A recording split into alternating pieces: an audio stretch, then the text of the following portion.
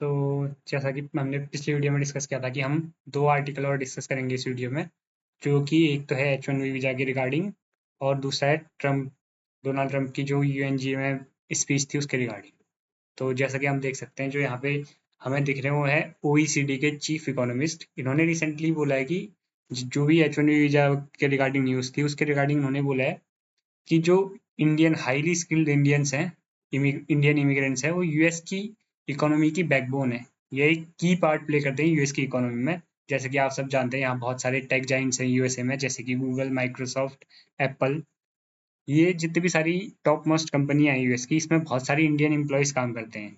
बस tech sector में ही नहीं बल्कि मेडिकल सेक्टर में भी यहाँ इंडिया से बहुत सारे डॉक्टर्स ट्रेंड होके यूएसए में जाते हैं, H1B वीज़ा लेके यूएसए में जाते हैं और वहाँ जॉब करते हैं और वो बहुत अच्छी अच्छी पोस्टेस पे जॉब करते हैं। और उनका उनका कॉन्ट्रीब्यूशन यूएस की इकोनॉमी में बहुत ज़्यादा है और उनका जितना हाईली स्किल्ड वर्कर यूएस को किसी और देश में मिलेगा भी नहीं। तो इसी इसी के रिगार्डिंग उन्होंने डिटेल में बताया है कि क्यों जो ये H1B वीज़ा पे $1 लाख डोनाल्ड ट्रंप मांग रहे हैं, ये यूएसए के लिए ही नुकसानदायक साबित होगा। जैसे कि आप इसमें देख सकते हैं, ये है आर्टिकल। इसमें इसमें बोल रखा है उन्होंने, हाईली स्किल्ड माइग्रेंट्स आर की for US growth wants OECD chief economist. ये है चीफ इकोनॉमिस्ट ओईसीडी के। इन्होंने रिसेंटली ही अपनी ग्लोबल जो इन्होंने अपना ग्लोबल इकोनॉमी को प्रिडिक्ट किया था कि वो उसकी ग्रोथ 3.2% पे होगी।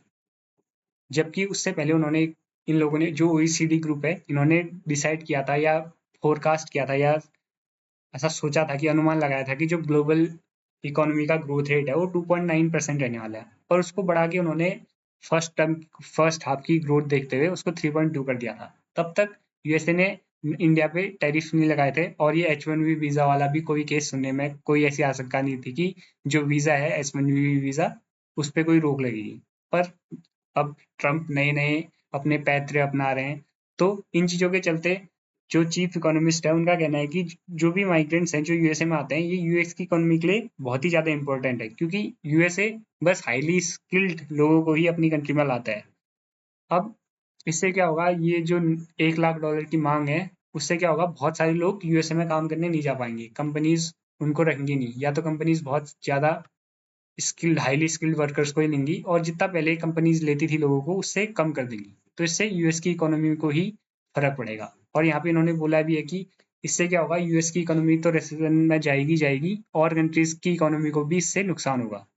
और ये जो ट्रंप ने काम किया है H1B वीजा पे पैसे मांगने का या उस पर फी लगा देने का, ये तब तक एक अच्छा डिसीजन नहीं है जब तक कि एआई बूम नहीं आ जाता है। एआई तो अभी भी बहुत अच्छे से काम कर रहा है, पर अभी भी एआई इतना कैपेबल नहीं हुआ है, इतनी इसमें रिसर्च नहीं हुई है कि एक ह्यूमन जो हाईली स्किल्ड ह्यूमन है इसको रिप्लेस कर दे। और खास करके मेडिकल सेक्टर में, क्योंकि एआई तो जाके इलाज नहीं कर सकता ना, जो बहुत सारी सर्जरीज हैं वो एआई जाके नहीं कर सकता, उसके लिए एक ह्यूमन स्पेशलिस्ट ही जरूरी होता है। और जो भी इंजीनियर्स हैं जो अच्छी अच्छी कंपनियों में काम करते हैं, जो साइंटिस्ट हैं, उनकी जॉब्स को अभी एआई रिप्लेस नहीं कर सकता है। तो जब तक एआई इतना कैपेबल नहीं हो जाता है, तब तक इन जो वीजा वाला डिसीजन है डोनाल्ड ट्रंप का, ये यूएस के लिए ही नुकसानदायक है, ऐसा कहना है ओईसीडी के चीफ इकोनॉमिस्ट का। अब हम देख लेते हैं कि ओईसीडी क्या होता है। ठीक है, ओईसीडी का फुल फॉर्म, ओईसीडी एक ग्रुप है 38 कंट्रीज का, जिसमें ज्यादातर कौन सी कंट्रीज हैं, यूरोपियन कंट्रीज हैं। जैसा कि आप इस पेज में देख सकते हैं, ये विकिपीडिया का पेज है, इसमें विकिपीडिया का पेज दिख रहा होगा आपको। इसमें ओएनसीडी का फुल फॉर्म यहाँ पे दे रखा है सबसे पहले, Organisation for European Economic cooperation.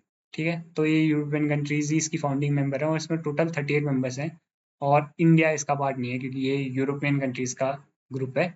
तो ये इसका काम ही है कि जो वर्ल्ड इकोनॉमी है, जो यूरोप की इकोनॉमी है, उसको जज करना, उसको प्रिडिक्ट करना, ठीक है, उसके बारे में अच्छे अच्छे डिसीजन लेना। तो ओईसीडी के बारे में तो आप सबको पता चल गया, ये ओईसीडी के ही चीफ इकोनॉमिस्ट हैं। तो कोई मामूली आदमी ऐसा नहीं बोल रहा है, कोई ये एक्सपीरियंस्ड लोग ऐसा बोल रहे हैं, इसीलिए इसलिए ये एक बहुत बड़ी न्यूज हो जाती है। अब हम फिर से आ जाते हैं इसी आर्टिकल पे। इस पे दूसरा दूसरा ही न्यूज आ रखा है, दूसरा ही आर्टिकल आ रखा है फिर से डोनाल्ड ट्रंप की स्पीच के बारे में। इन्होंने इन्होंने बोल रखा है इसमें क्या, जो ग्लोबल बॉडीज हैं वो अपने पोटेंशियल का पूरा यूज नहीं कर रही हैं। तो अभी तक तो हमने देखा था कि जो यूएस है वो इंडिया और चाइना को ब्लेम कर रहा था वॉर की फंडिंग के लिए, और यूरोपियन कंट्रीज को बोल रहा था कि और भी टैरिफ लगाओ। अब ये ग्लोबल जो इंस्टीट्यूशन है इनको भी बोल रहा है कि तुम लोग अपना काम अच्छे से नहीं कर रहे हो। तो इसे यही बस इतना ही था इस आर्टिकल में। तो अभी हम खत्म करते हैं इसको यहीं। धन्यवाद। हाँ।